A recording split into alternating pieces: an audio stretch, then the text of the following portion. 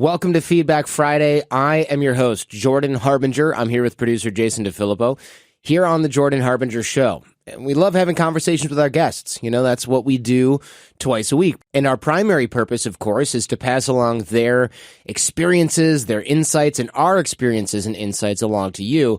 In other words, the real purpose of the show is to have conversations directly with you. And that's what we're going to do today and every Friday here on Feedback Friday. You can reach us Friday at jordanharbinger.com. And Jen and I are both in that Feedback Friday inbox. And we used to reply with, hey, this is Jen here. But 90% of the time, it's me. I appreciate all the notes, all the letters. Everything does reach me Friday at jordanharbinger.com. And this week, as usual, we got some fun ones and we got some doozies. And we can't wait to dive in. So, Jason, what is the first thing out of this mailbag here? Hi, Jordan and Jason. I made the hardest decision in my life today. I decided to break up with my long-term girlfriend of multiple years. We just weren't right for each other. She's not herself, and she spent most of our time together unhappy about her life. She would constantly keep oversleeping, procrastinating, or stress eating. I feel like a failure. I wanted to be there for her through everything, but then I realized that I'm just as unhappy when it comes to the relationship. When we first got together, I wasn't as disciplined as I am now. I've since found a good job that challenges me, and more importantly, I've lost 125 pounds, which kickstarted everything for me. Congratulations. Yeah, it's huge. Literally. Literally. No pun intended, yeah. I found a new sense of myself, but that's where the problem started. I feel my girlfriend started to use my successes for an excuse as to why she couldn't complete hers. I made it look too easy, which anybody who's accomplished a big task knows that's not the reality of the situation. Our relationship ended with some harsh truths. I changed so much of myself for you. I don't know how to be myself anymore. You're just giving up. I wanted to marry you. I don't want to be with anyone else. And I became comfortable being intimate with you, and I don't know if I can with any other guy now. All these statements and more are all a result of my own mistakes and self-interests.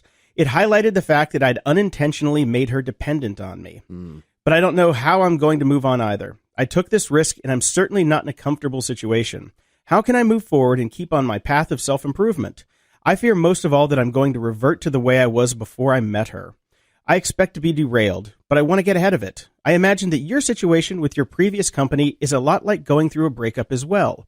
There must be as much that you blame yourself for that may not necessarily have been your fault. But I'm equally as sure there wasn't a mistake or two that you'd made toward the other side of your breakup. How did you get past any self-doubt and move forward? And how did you take the mistakes that you acknowledged and became points that you might work towards in the future? Thank you so much for all the work that you do. I don't take any of it for granted. Signed, Less Than Jake. So, the first thing that strikes me here is that this is a classic example of outgrowing someone in your life.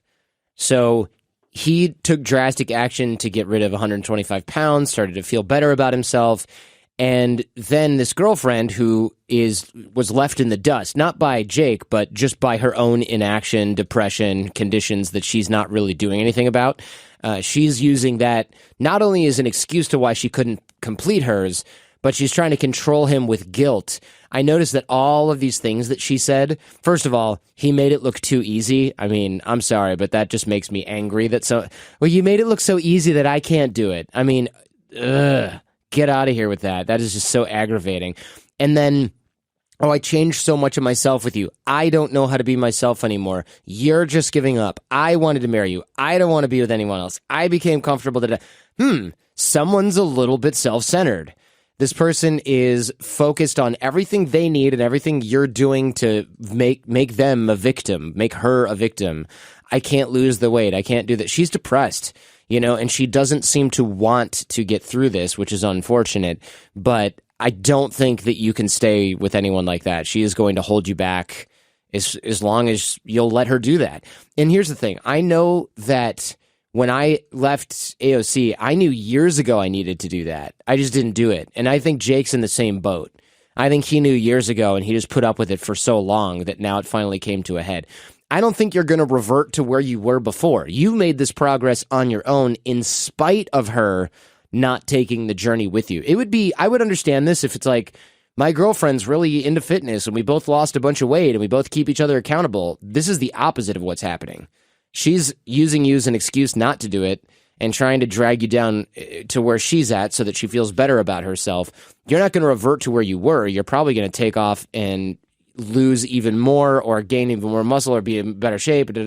You can really not even know how far you can go without somebody like this weighing you down. And the biggest regret that I have almost always about big leaps in my life, big action steps, applying for something, getting a job here, dating someone, getting married, all that stuff is always, my regret is always not doing it earlier. And I want to have kids now, but I'm going through a stressful time thanks to this whole rough breakup, and all the stress and harassment that's come with it. So I'm glad that I'm not pregnant right now, or that we're not pregnant right now, I should say. But yeah, I was going to say, I'm very glad that you are personally not pregnant right now. This morning sickness is killing me. But we are definitely planning that. And I know that when finally this happens, I'm going to be like, I should have done this years ago, just like I did with marriage, just like I did with, living abroad and language, all these other things that I love doing that I knew I should have done ages ago.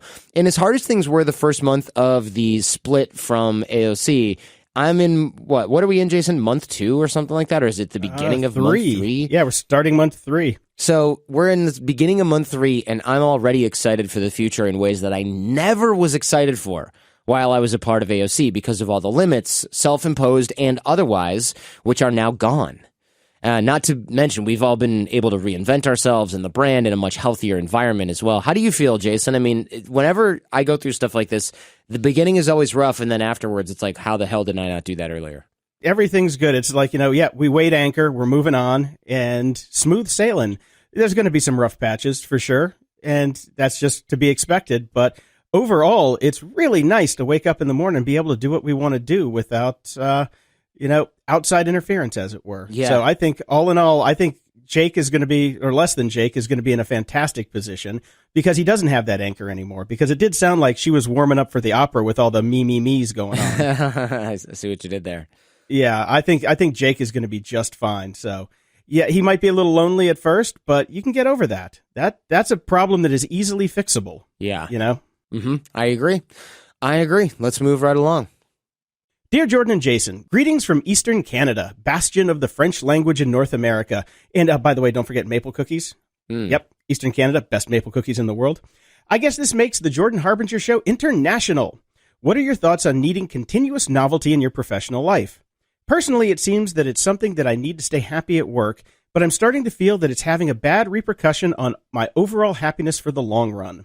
I love new challenges, and I find that starting a new job or position is very rewarding. It's full of new stuff you need to learn. You need to make a name for yourself and show that you're right for the part.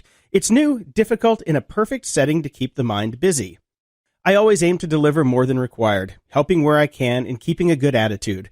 But after a year or so, the novelty wears off. Challenges become routine. The new stuff is really just old stuff in disguise.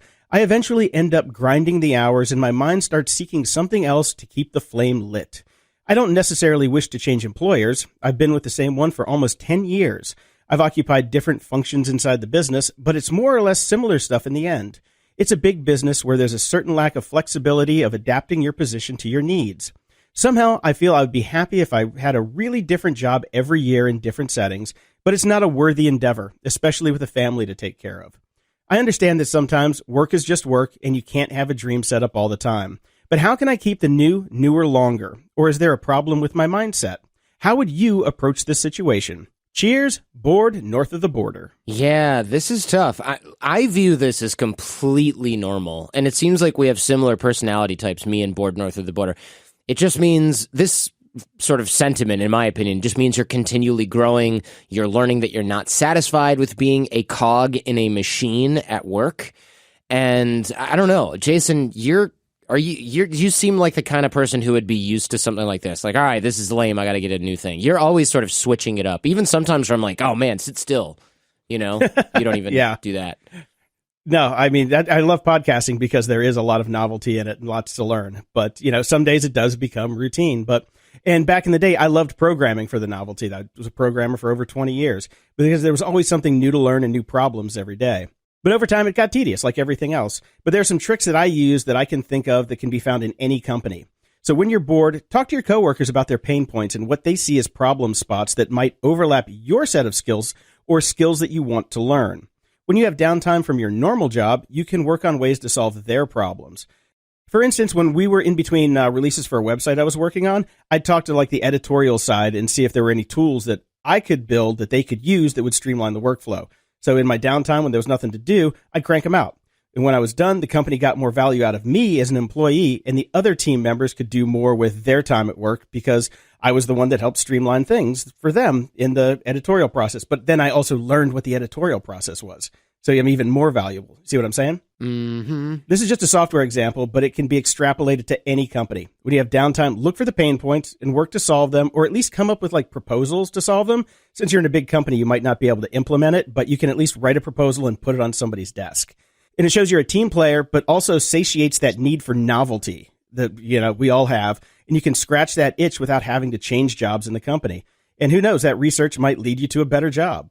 And just don't burn yourself out with trying to fix these problems, because it can kind of turn into obsession if you let it, because you see novelty everywhere then. And that's pretty much my advice for what he's going through inside of a big company. That make sense? I think so. I wouldn't know. I mean, my real jobs are quite limited. So that's why I flag all the work questions. I'm like, okay, I gotta go ahead and save this for somebody who's got more experience than a couple years at a law firm, which is also not like a regular corporate gig. It's like, I don't want to get into that. I don't want to smack talk my firm, even though it doesn't exist anymore. Everybody there was cool, but it was almost too cool. Too cool for school. Yeah, at some point you just can't be like, oh, I understand that you had to work 7 days a week, 20 hours a day, but doesn't your boss drop cocaine off on your desk when you're tired? I mean, like, that's, I don't want to go down that sort of Wall Street road. It doesn't make any sense. So we won't. This episode is sponsored in part by HostGator. You know what's never going to steal all your personal data and use it against you to sway a presidential election? Your own website. No promises there, however, but we've all heard the news about how the Book of Faces has been giving out all your data, and we need a shower after all that. But you have your own website. You control the data, and that's why we recommend HostGator's Website Builder. Create that professional-looking, feature-packed website without any coding at all. Leave the coding to the hackers trying to steal your personal information. You could choose from over 100 mobile-friendly templates, so your site's going to look great on any device, smartphone, tablet, desktop, and they're giving you a bunch of add-ons to increase your search engine visibility. Get some PayPal cash there directly from the website, and they got a guaranteed 99.9% uptime. Their support team is there to help with any issues you experience 24/7, 365. And of course, a great deal for us, 62% off their new packages for new users. Go to hostgator.com/Jordan right now to sign up. That's hostgator.com/Jordan. Hiring? Every business needs great people and a better way to find them. Something better than posting your job online and then just praying for the right people to see it. And ZipRecruiter, they learn what you're looking for. They identify people with the right experience and invite them to apply to your job. That's right. They actually find the right people and invite them to apply to your job. In fact, 80% of employers who post a job on ZipRecruiter get a quality candidate through the site in just one day. Because the right candidates are out there, and ZipRecruiter is how you find them. They'll spotlight the right applications, they'll invite the right people to apply, and right now, our listeners can try ZipRecruiter for free. That's right, for free. Just go to ZipRecruiter.com/Jordan. That's ZipRecruiter.com/Jordan. And ZipRecruiter really is the smartest way to hire. These invitations that they throw out there have revolutionized how you find your next hire. It's not just blindly people finding you and you having to sift through it. You can use their database, their technology to find the right person. And then, of course, once they find that right person, they'll get them to apply. So you don't have to worry about hiring someone just to figure out how to hire someone. ZipRecruiter.com/Jordan. All right, next up. Hey, Jordan and Jason. I work in a small creative field in the entertainment industry. I've worked mostly at smaller studios, but recently had the opportunity most people dream of to take a test at one of the major film studios. I was introduced to the head of the department through a close friend who said he'd been meaning to get in touch with me and had some openings coming up.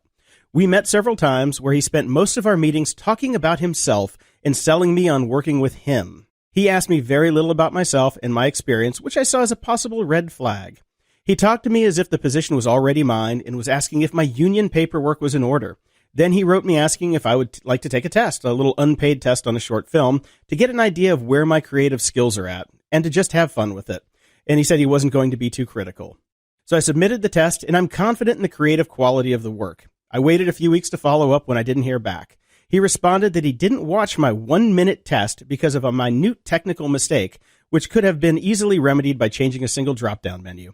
I wrote back to clarify the error, that I understand how it affects working with other people. I will correct it and resubmit happily. To this, he gave me a stonewall answer. Essentially, 8 hours of my work wasn't worth 1 minute of his to watch the test. I understand this man is a dick, but if I hear from him again, should I take these red flags as a sign not to work with him? There are only a few bridges in my profession, and I'm reluctant to burn such a big one. Thanks for your help. In search of a studio. This guy sounds like such a dick. I mean, but you know what? Sometimes people have bad days. I'm sure I've done similar stuff, not knowing it, or knowing it and being like, it's fine, and then not realizing the lasting impression that this has had. But this guy sounds like a real dick. And so I reached out to our mutual friend, Jason Caleb Bacon, who spent years and years writing for television, film, and all that stuff. And, because this was, my thing is, screw it. You don't want to work with people like that. But also, maybe, like you said, there's few bridges in the industry. So Caleb said, for one, the meeting where the other person only talks about themselves, welcome to Hollywood. I've had those, got the job. I've had those, not gotten the job. Caleb says that's where he likes Bruce Lee's Be the Water, and that's just kind of like, be the rock, go with the flow, let them flow around you. We know the situation's not unique. It has nothing to do with you personally and everything to do with the other person when this stuff happens. But the question is what to do if you hear from that person again. Sort of an odd thing to ask after all that, but it doesn't sound like that's all that likely. I'm going to guess this person is an animator, editor, sound designer, someone who pretty much works alone and in their own head. And, we could be wrong about that, but the career is not one based on social skills from the sound of it, which makes this a little bit tougher. If the person is an animator and that executive is from Pixar or something like that, try again, because there's not a ton of options in that discipline. It's hard to know based on what's written here. So balance that person's position with the work and the pain in the butt involved in reconnecting. It's probably not worth it, even though it seems like these opportunities are rare, but you can also try different timing. You can reach out again and again. You might just get stonewalled. My other opinion is, if you do reconnect, you could just pretend this never happened. Don't bring it up. They might be embarrassed about it. They might forget that was you when you reapply later, and they just like most your work likely again. They just they don't even remember you because they're so freaking self-centered, or they get so many applications, and they go, oh, I like this person's stuff, and then they see your work and they go, oh, okay, this looks familiar, but everything goes smoothly, and they think, oh, didn't I hire you already? I thought I hired you already. Anyway, come on Monday. I mean, you just never know with this kind of stuff. Jason, you worked in the film industry. I mean, you were a male performer in adult movies, but it's still the movie industry. Yeah, I was no Magic Mike. Yeah, that's for sure. But I did work on the lot at Paramount for about 20 movies, then outside at creative agencies for another 50 or so movies. And Caleb's 100% right about that type of person in Hollywood. Just let it go. People in the movie biz are utterly self-absorbed, if you can't tell by me, who also used to work in the movie business. So they tend to move around a lot. So even if this guy isn't in the same studio, you might find him down the line at another studio or creative agency in the future. So I wouldn't burn the bridge, but I also would definitely, figure out if that's the guy that you want to work with, because there are a lot of studios in Hollywood and a lot of people move around a lot. It can get very cliquish though. So you want to get in with a crew at some point. I recommend not going directly to the studios, because this is how I did it. This is how I got my job at Paramount. I worked for a creative agency that I knew worked with that studio and did a lot of work for that studio. So I became very valuable to the studio by doing work for the creative agency, made my relationships with all of the people in the studio, and then they eventually offered me a job, and I left the creative agency to go literally work on the lot at Paramount. That took about 3 months. That was it. And that's what I would recommend now, because, as Jordan will always say on the show, it's about relationships. So you need to get that foot in the door, start those relationships, and not just with the guy who stonewalled you, but with everybody on the team. That's the best way to do it. Make friends with everybody. And once you get that in and you do good work and you're easy to work with and you have the relationships, it's a no-brainer for them to bring you on board. And when those people move to their next place and they need another guy, they might bring you along. And that's kind of how Hollywood works. It's very small groups that move from studio to agency, but nobody stays put for long. So I wouldn't expect this guy to be there forever, and you still might get in the door there. But there are a lot of studios in Hollywood, so don't focus on just one. Nice. That's good advice. Who knew you had it in you? Hey, man, I had a life before I met you. Believe it or not. You don't have a life now, though. What happened? What happened? I met you. Touche. True. That does happen around here. Just ask my wife. All right. Next up. Hey, Jordan. Love the new show, and the guests you've already had have been amazing, and I can't wait to hear more.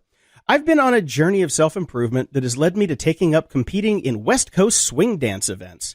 Your partner is selected at random as you're lined up to begin, and you don't know what the song is until the music starts playing. Ooh, man, that sounds stressful. I'm placing well, but it seems the largest distinguishing factor in people who get into the finals and myself are their look and feel of flirtation and happiness. I'm an INTJ, and the only flirting I do is with disaster whenever I try to mess with emotions and looking happy. Nice. Yeah. Do you have any advice on how to approach someone cold and build rapid trust with them? I want to be warm and friendly without being fake. I suspect if I can fix this with hundreds of people watching, then approaching women socially will take care of itself. Thanks, Swinging on a Rising Star. So he's talking about like this competitive West Coast swing, because I take West Coast swing, but it's just me and Jen. We have a private teacher. We're not competitive. I'm never going to do it in public because holy crap, I can't even do it in private. This sounds, like you said, it sounds stressful. Imagine I go to the same songs, more or less. I mean, the same 5 or 6 songs. So all that happens is the speed changes. But imagine you're just with somebody. Neither of you know what the song is going to be. It's like improv dancing. You know, you got to be pretty good at it to not be really bad at it. And I haven't been back to West Coast swing in a while because of the whole AOC breakup and the legal drama taking up all that time and stress. And I know what he's talking about with the approaching or the flirting with disaster. And the solution here, and this goes for any group setting, is to set the stage ahead of time. So get social with the people beforehand, develop a little bit of the setting for a relationship. And if you're not good at the spontaneous emotional stuff, and I know I'm terrible with this as well, or I used to be, work on improv and joking around. Don't try to like work on flirting. That's when anyone tries to work on flirting, it is so awkward and so weird. And that's why these sort of like pickup artist boot camps, things like that stuff just does not work well because it's weird as hell. It just turns you into this sort of weird robot automaton. And it is improv, though. The whole point is it's not scripted fake BS. It's not supposed to be for flirting, but flirting in general is often just joking around and having fun. You don't have to turn it into a flirtatious situation. The dance part sort of takes care of that. That's like an acting phase of it, right? You're sort of fake flirting when you're dancing because it's part of the dancing. And it's more important that you look happy and spontaneous rather than, let's say, sexually interested. So it's less tango style flirting and more high school style flirting, just shy of yanking the old ponytails, if you know what I mean. So think of this this is more Grease and less Dirty Dancing. Nice. To use that sort of analogy there. And this type of vibe is helpful in pretty much any mixed social situation. And it's not going to get you into trouble, even in today's day and age of Me Too, where all this stuff is sort of like, is this still appropriate? I don't know. Better to err on the side of caution these days. But being fun, happy, friendly, that stuff, that's not going out of style anytime soon. So work on the improv stuff rather than the how do I flirt stuff, and you will find yourself in a much better situation that also won't get you banned from class. That's true. This episode is sponsored in part by Rhone. You should never have to question your gear. In fact, that's why we wear the Rhone at the gym, and I'm wearing some right now. In fact, there's a good chance anytime I'm doing one of these ad reads that I'm wearing a little bit of Rhone over here in the studio. They've also got this Celliant running short sleeve shirt, which is made with a nice seamless construction. There's a lot of venting, and this fabric called Celliant, which is the first FDA-determined fabric to promote blood flow, increase energy, endurance, performance. Now, I've probably never pushed myself enough to need something like that, but it's good to know that it's there when I need it. So the shirt really does go the extra mile, and they've got Silver Tech threads, which is pretty cool. I didn't know until really just taking a look at this stuff from Rhone that silver naturally fights bacteria, doesn't allow it to grow very well. I got to look up how that works because I think that's kind of fascinating. And they weave this stuff directly into the shirt to keep you smelling fresh. They've also got those commuter pants. Jason, you've got these commuter pants. You're into these things. I'm actually wearing them right now. They are my favorite pants. They are the most comfortable pants I own, hands down. They're made with this really comfortable Japanese stretch fabric, and they've got a little security zipper pocket in the back, so when I'm out for a walk with the pooches, nobody's going to steal my phone. It's great. Not bad. Go to Rhone.com. That's RHONE.com. And our listeners receive an extra offer of 15% off your first purchase with the use of the Jordan promo code at checkout. JORDAN. And if you can't spell that, well, maybe you're not smart enough to wear salient or pants at all. That's Rhone.com, RHONE.com. Promo code Jordan at checkout for 15% off. All right, next up. Hey guys, I had a job interview a couple weeks ago, and I was lucky enough to get picked for a second interview. Everything went great. I had amazing feedback from the company, and I left feeling like I was on cloud nine. I was told I would be hearing back from them after a week. My issue is that during that week of waiting, I was having the expectation about how I was going to get the job, and then after that, everything would be fine. I could buy a house, get a new car, etc. But the entire time, I tried to suppress those happy thoughts. I've been let down a lot in life, and I hate to get my hopes up. So my question is getting your hopes up bad for you, rather than acting like you won't succeed? I feel like hyping yourself up will only be worse for you if you don't succeed, rather than having a negative outlook on it. P.S. I didn't get the job, but I'm still searching. Thanks, guys. Happily befuddled. You know, getting excited, I'm a fan of it. I know that sounds dumb, but this used to be a very big problem in our old organization was it's kind of like you weren't allowed to get excited. Or if you did, people sometimes, depending on who you're talking to, would actually kind of do their best to make sure that that was stifled. And that was unhealthy. I didn't realize it at the time. But getting excited at the right time is great because it keeps you motivated. Getting excited at the wrong time can be demotivating, but it doesn't have to be. So if I were you, I would use the excitement to keep your eye on the goals and moving forward.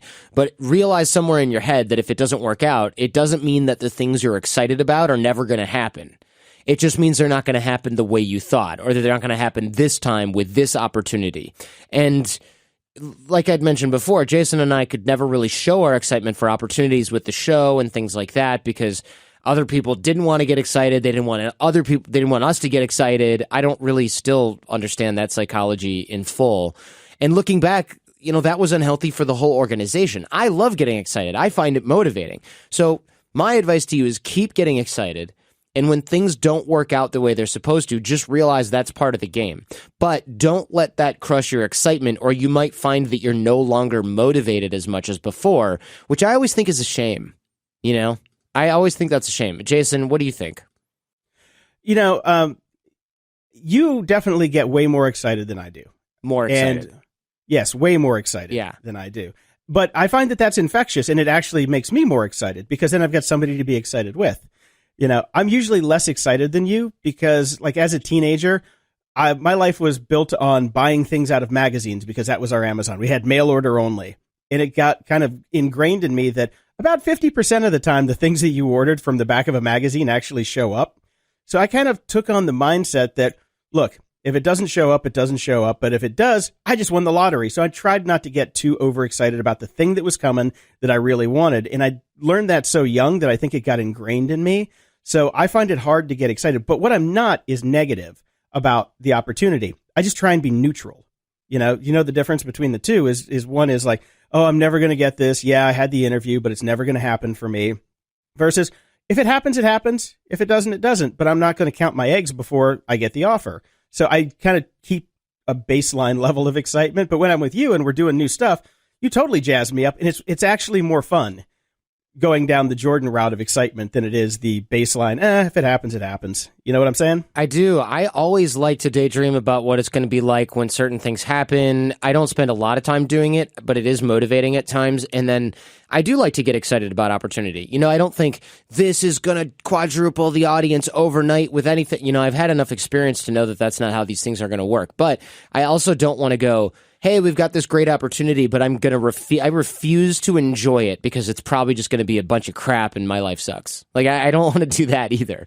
You know, that's not nice. You should be able to enjoy things. If you're going to get a big piece of media, you know, say, wow, this is going to be really cool. It's going to build some credibility. It's going to be fun to film or talk to the writer and blah, blah, blah, blah, blah.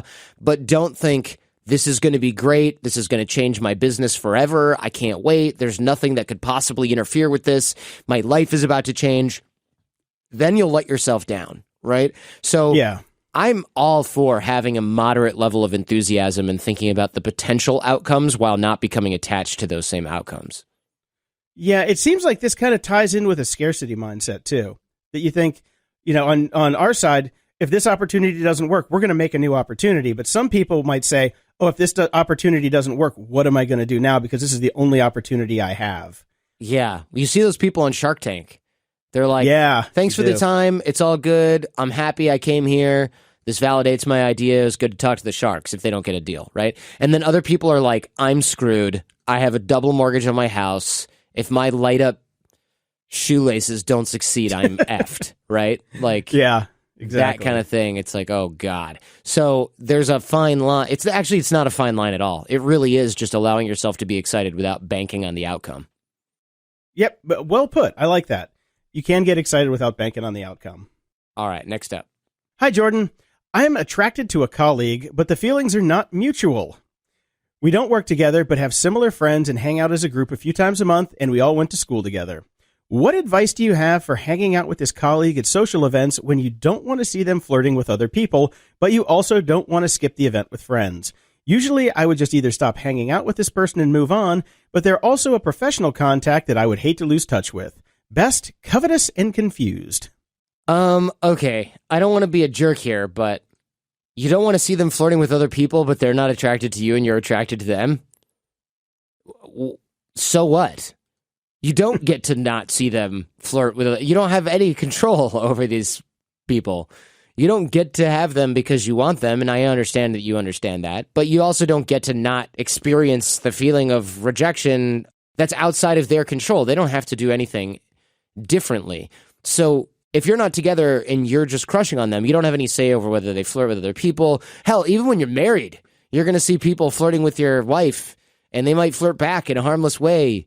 You don't own anyone, you never will. So the best thing you can do is just not worry about things like this. And I don't want to say I'm accusing them of this. I think I'm probably laying it on a little thick here, but it sure sounds like this really bothers him or her, and I don't think that it should.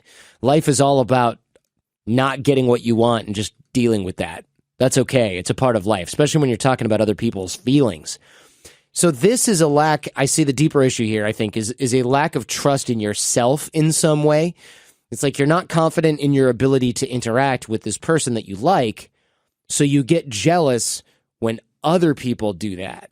And I think the more you interact with people, the better off you're going to be here. You can also just forget about it and move on. Unrequited love, which isn't really love anyway, and unrequited attraction, it's just a fact of life. There's just nothing new here. It's definitely a mistake to let it affect your personal and professional relationships. And last but not least, I would say where it says, usually I would either stop hanging out with this person, but they're also a professional contact I'd hate to lose touch with. You got to ask yourself, is hanging out with this person, even though you're crushing on them and they're flirting with other people and it's bothering you, is this building a positive image for you in their mind or a negative one? And also, do you really mean that this is a professional contact that you'd hate to lose touch with, or is that sort of an excuse to just keep hanging out with somebody that doesn't like you back? I can't really tell from the writing, but you might want to ask yourself that question pretty honestly. Because I feel like a lot of people write things like this in the mail, like, oh, we're best friends. I don't want to leave her because da da da da da. And it's like, no, you're just being chicken and you don't want to break up with this person who's bad for you. Or, oh, well, I'm going to see her all the time because we live close by, so we might as well live together. It's like, no, you just live with somebody that's bad for you.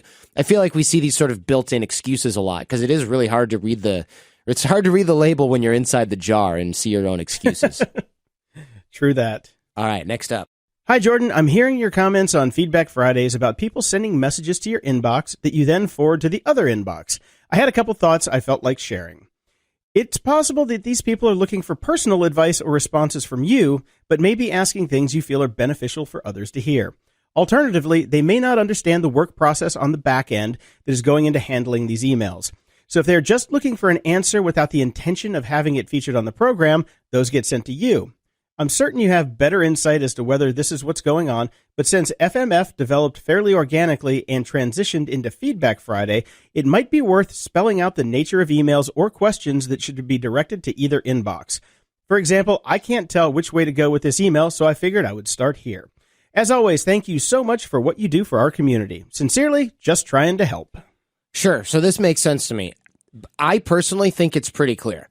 Anyone asking us for advice of any kind goes to friday@jordanharbinger.com. Everything else goes to my personal inbox. But anyone asking me for advice in my regular inbox, I used to forward to the Friday inbox. Now I just archive it because I don't even send it onward. There's so many people that are actually following the rules that I just can't really deal with those people that don't. I used to forward it and then it would be marked as read, but go into the Friday inbox. And now I can't. If something is marked as read, it's basically gone because every time that I check the inbox, there's 200-300 more messages in there. So there's no chance I'm ever going to go back and go, well, here's all the people that didn't follow the rules. Let me see if I can get to them before all the people that did. So the other thing is if somebody wants advice but doesn't want it made public, I don't have any time for that. I have to archive the email without a response other than maybe a one line explaining that. And the reason is there's so many. I mean, we're putting out 3 shows a week. Creating these takes hours and hours and hours and hours. So somebody asking for advice that, oh, by the way, I only want this to benefit me. I don't want it to benefit the other 100,000+ people listening to these. It's not only selfish, but it has zero value for the audience, which means it has zero value for us, which means there's no chance in heck that I'm going to reply to it. There's no way. I know that sounds a little harsh, but I don't think there's any possible reason ever for anyone to write into the show asking for advice that can't be made public. Now, if someone said, look, I've got this really personal thing that identifies me by nature of the situation or puts me in some kind of danger, I would make an exception. But if you're just like, oh, I don't want to be embarrassed online on the 1 in a billion chance my boss listens to this and figures out who that anonymous letter's from, which is impossible, that's just not valuable enough to do that. If you really need advice in that situation, you should hire someone for that, in my opinion. Does that make sense? Totally makes sense to me. I mean, look, I would love to get to every Feedback Friday message in that whole inbox. But since we have to select from those, there just isn't any point to selecting from the random ones that go to the wrong place and that people don't want to share. It just seems like it's a little bit self-important to think, well, don't share this one, but I want a 3-page reply to my 7-page letter.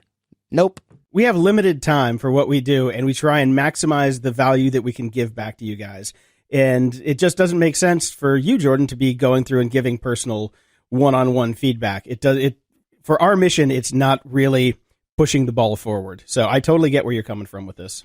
Yeah, there is one option for people that really need advice from me, and that is, so far, there's one option. There may be more in the future. I do these clarity calls, and usually people use them for business. Like, hey, I need to figure out some things for my show, my podcast, or I'm trying to run this event and I want to get some influencers involved. How do I do it? And those people can email and get my clarity link, and it charges them per minute, and it automatically bills them, and I don't have to deal with any of that stuff, and we just stay on the phone as long as necessary, and it's like a 1-900 number for me. You remember those, Jason? Oh, yeah. What was that psychic woman? That black psychic woman? Miss Cleo. Miss Cleo, yes. You're Miss Jordan. Yeah, Miss Jordan. Yeah, I had a dream about you. Call me. Remember those? They got in trouble for that. Yeah. They totally did, yeah. Yeah, they got in trouble for that. I think it was like the FTC or something like that was saying, hey, you're going to rip people off with a fake psychic. That's on them. But if you're going to call them, because it used to save your number, and it would call you and say, Miss Cleo had a dream about you, you should call back. And that was just too aggressive because it was like, all right, if you're going to take advantage of dumb people reaching out to you, that's one thing. But if you're going to start reaching out to dumb people, we're going to have to draw the line. I'm not exactly sure what their legal argument was, but they're just like, okay, you can victimize people if they're dumb enough to reach out to you. But at some point, you're just conning people to the point where we got to draw the line. I wonder what that case was about. I should go back and read that legal case. It's got to be online somewhere.